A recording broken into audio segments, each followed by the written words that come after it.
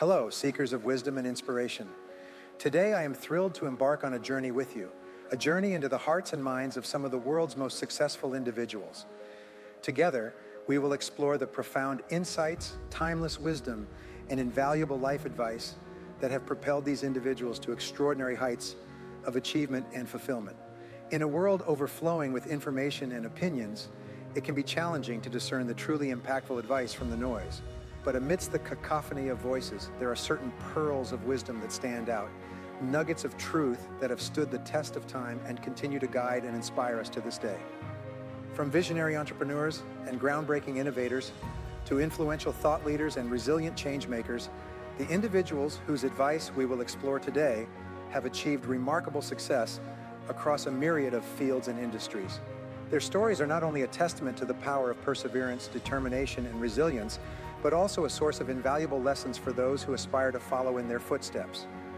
As we delve into their words of wisdom, I encourage you to approach this journey with an open heart and a curious mind. Reflect on your own goals, aspirations, and challenges, and consider how the insights shared by these successful individuals can inform and enrich your own journey. So without further ado, let us embark on this adventure together. A journey of discovery, inspiration, and empowerment. Get ready to glean the most powerful life advice from those who have walked the path of success before us. Are you ready? Let's dive in. The number one reason for success is that people focus on things with high potential consequences. The number one reason for failure is that people focus on things with low or no consequences. Exactly what I was saying before, the famous Drucker quote, "The worst use of time is to do something that doesn't need to be done at all." I have devoted my life to being an entrepreneur in small and medium-sized businesses, and I have spent the second half of my life helping other people succeed as small and medium-sized business owners. Carl Schramm from the Marion Ewan Coffin Foundation, the leading foundation in entrepreneurship, wrote an article in the Wall Street Journal 2 days ago. What he said was that there have been very few empirical studies on what actually makes a business successful. Most of what is taught in university entrepreneurship faculties is absurd. In fact, he said there are around 1687 entrepreneurship professors, and their main focus is self-indulgence, and saying that entrepreneurs have to have a business plan. And if you have a business plan, you will succeed. They spend 2 years in their faculties teaching people how to set up business plans, and 49 out of 50 businesses start without a business plan, including some of the most successful businesses in the world today. So now we are starting to learn what we really need to do to build successful businesses. And what Joe is doing here is absolutely wonderful because it can save you years of hard work and hundreds, even thousands of hours of hard work to understand how to do it much faster. To summarize, there is a learning curve in everything, and what we want to do is to leapfrog the learning curve. We don't want to spend years and years learning what we need to learn to reach a certain level of income. That's why I have focused in recent years on doing seminars, speaking, writing books and articles and programs for small and medium-sized business owners and aspiring owners. I'll try to summarize several concepts. One of the first interesting concepts was a little story that recently appeared in the newspapers. Warren Buffett, one of the richest men in the world, and Bill Gates, the richest man in the world, and Bill Gates Sr.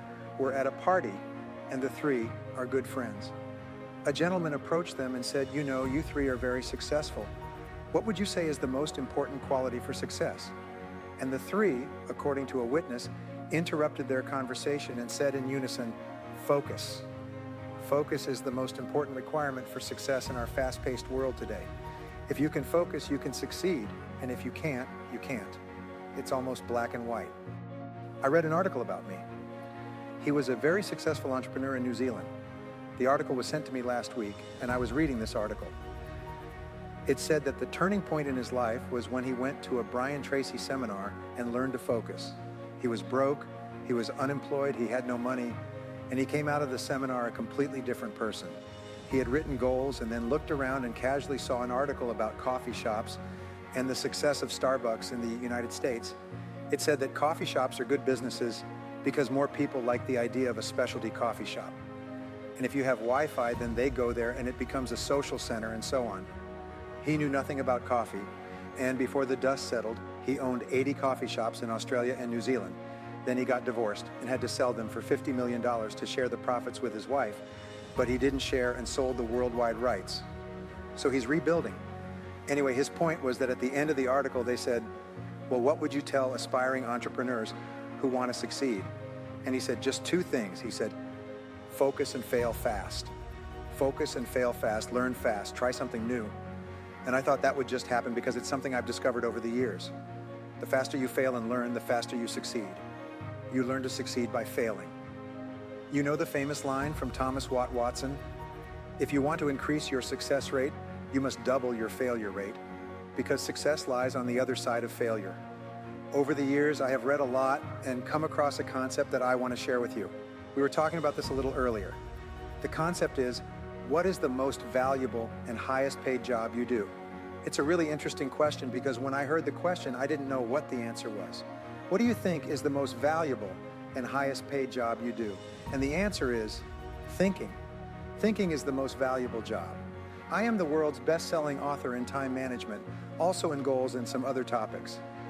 But I started studying time management about 30 years ago and came across a word in my studies, and the word was consequences.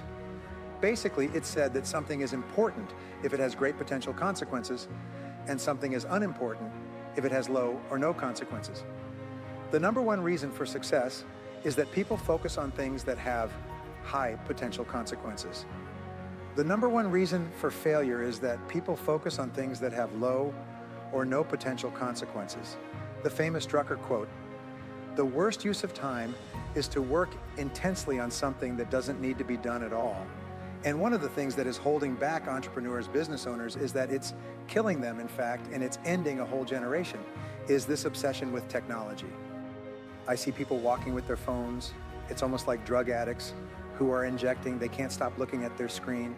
They can't stop pressing their buttons. I hate to say that there are people in this room who have that problem, but the fact is that this obsession with looking at the screen and being connected is killing people because it prevents them from focusing. You can't focus if you're as distracted as a dog with attention deficit disorder, constantly daydreaming and responding to bells, almost like a crazy person in a toy factory.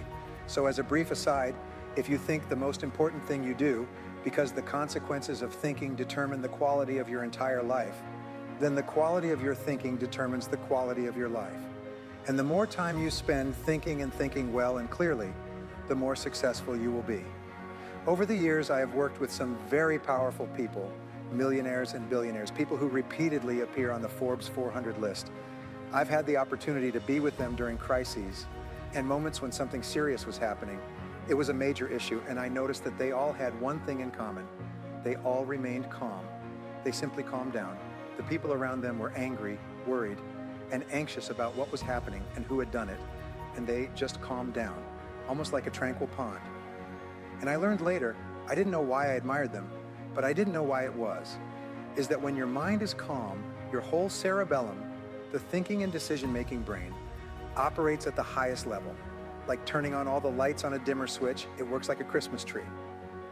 But when you get upset and angry, what happens is that your thinking reverses to your limbic or emotional system, and your ability to think clearly decreases drastically, and you make many mistakes. That's why when you face a difficult situation, you have to use all the skills, tricks, games, whatever, to keep calm. And that's why you're taught to meditate. And they find that meditators in business are much more successful because they can automatically activate their mind in the calm of meditation when they face a crisis. It allows them to think more clearly. A few years ago, a man named Daniel Kahneman, a very good man from what I read who won a Nobel Prize in psychology and neuroscience, wrote a book called Thinking, Fast and Slow. And this book was a very esoteric book, and I don't recommend you read it. It's 500 pages of hard work.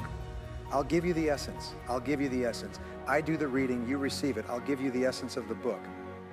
He said that there are two types of thinking, fast thinking and slow thinking. Fast thinking is intuitive. It's instinctive, it's automatic, it's reactive. I think a lot of it is how you drive in heavy traffic. You're not thinking much, you're just interacting. And he said that the other type of thinking is slow thinking.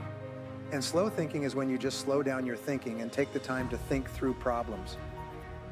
If a problem has few or no consequences, then you can think quickly. You already know what you're going to have for lunch, what you're going to take from the buffet, where you're going to park your car. These are decisions whose consequences are almost non-existent. But if it's a significant problem, then he says, wait a minute, this requires slow thinking. The profound implications of decision-making and its impact on our personal and professional lives. As we've just heard, the speed at which we make decisions can often be the difference between success and failure, particularly for entrepreneurs navigating the complex landscape of business.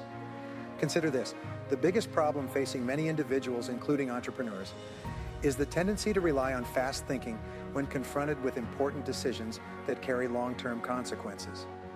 Whether it's hiring key personnel, making strategic investments, or charting the course for a business's future, the stakes are high, and the need for thoughtful, deliberate decision-making is paramount.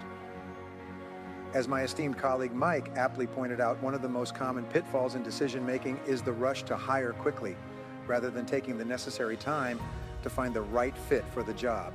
Indeed, research and experience have shown time and again that the best decisions are made when careful consideration is given to each candidate, ensuring alignment with the organization's values, culture, and objectives.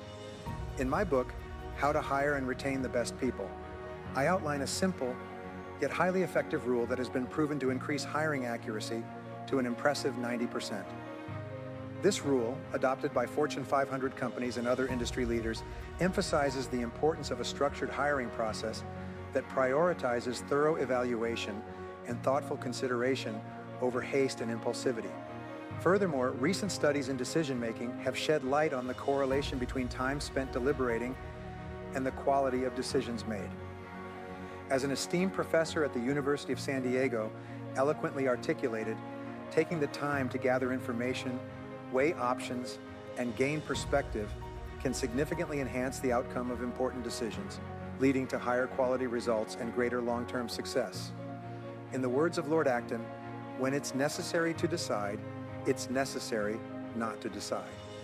This sage advice reminds us of the importance of patience and prudence in decision-making, urging us to resist the urge to rush to judgment, and instead prioritize thoroughness and discernment.